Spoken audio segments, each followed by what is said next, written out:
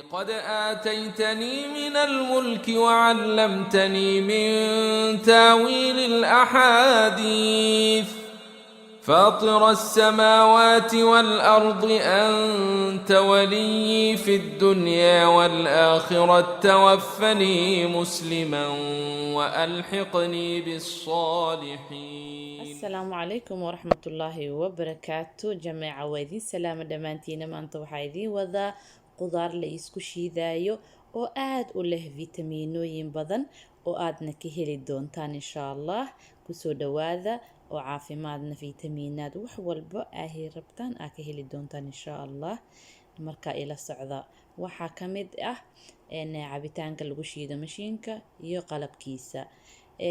Meeshan waxaa yaalo waa liin iyo moos iyo maxaa la dhahaye qudaartiyo kumbaleeta ah sida haddaba u jeedaan saxanka waxaa saaran intaas oo qudaar ah. Laakiin maanta ma wada sameyneyno, waxaan idiin sheegayaa qaab yar oo ah iyo jadwalkii oo ahay avocado iyo maxaa la dhahaye moos iyo baare ayaa maanta ka sheegi doona waxa meesha saaran oo dhan insha Allah. Marka dambena waxaa ogaataan qaab walba step ayaan u sheegaya insha Allah.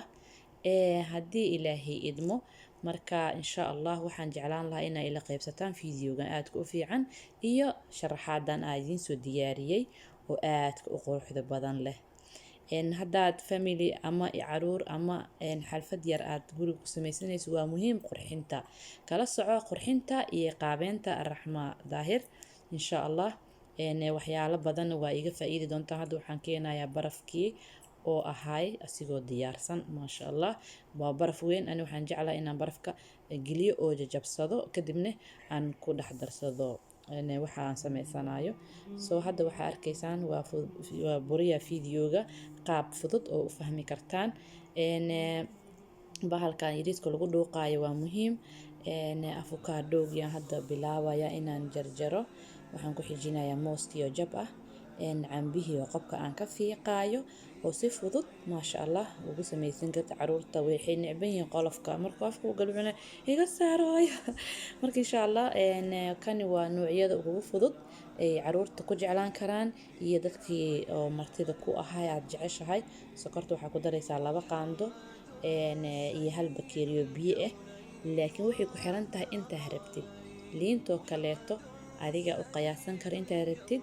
Dhadhankana intaadan geenin gabaray dhadhami waa muhiim inaad dhadhamisid cabitaan walbo aad geenaysid. Meeshaan ayaa ku shubeynaa hadeertaan midi kale ayaan bilaabeynaa. Cambihii ahay waan shiidnay cambihii galaas biyaan ku darnay 2 qaando sokoraan ku darnay iyo bar kan dambe. Marka cabitaanka waa very easy. Cabitaanada kale waa ku dhex darsan kartaa. Marka hawa ka baqina soo dhawaada.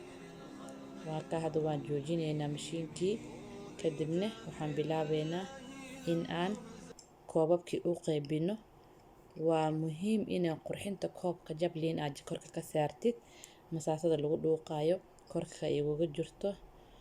Marka waa qurux hagaajintane waxaa u baahan tahay bakeeri dheer iyo bakeeri gaagaaban haddii family ku imaanayaan oo 4 ka kooban.